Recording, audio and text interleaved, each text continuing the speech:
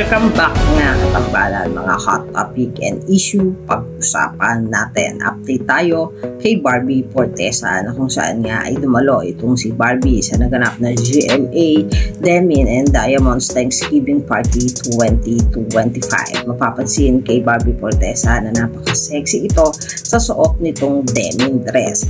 Kung mapapansin kasi sa kanyang mga post sa kanyang Instagram ay napapadalas na ang pag-morning run itong si Barbie Fortesa at ang sports niyang long tennis, at kasama nga nitong si Barbie ang kanyang mga kaibigan sa pag-morning run routine nito sa Makati ay sina Alvin Richard at Christopher Martin. Makikita na enjoy nga itong si Barbie sa ginagawa niyang pag-morning run, at suportado rin siya ng mga kanyang mga kaibigan na nakakasama niya sa morning run niya.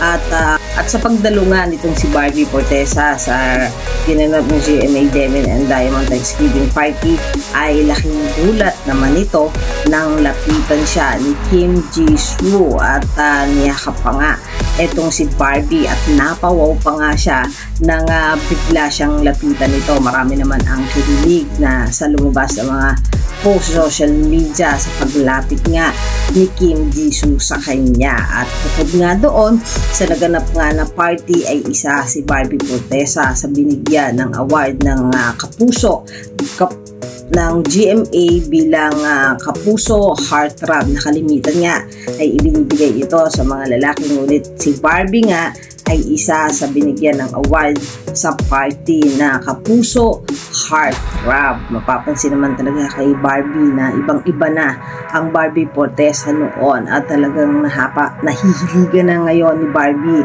ang mga sports at pag-morning run niya, at kita naman talaga sa kanyang pangangatawan ngayon. Yan yung mga update natin kay Barbie Fortesa. Kayo mga katambalan, ano ang masasabi nyo? Comment lang sa comment section at pag-usapan natin. Yan ang mga hot topic and issue dito lamang sa Tambalang JK.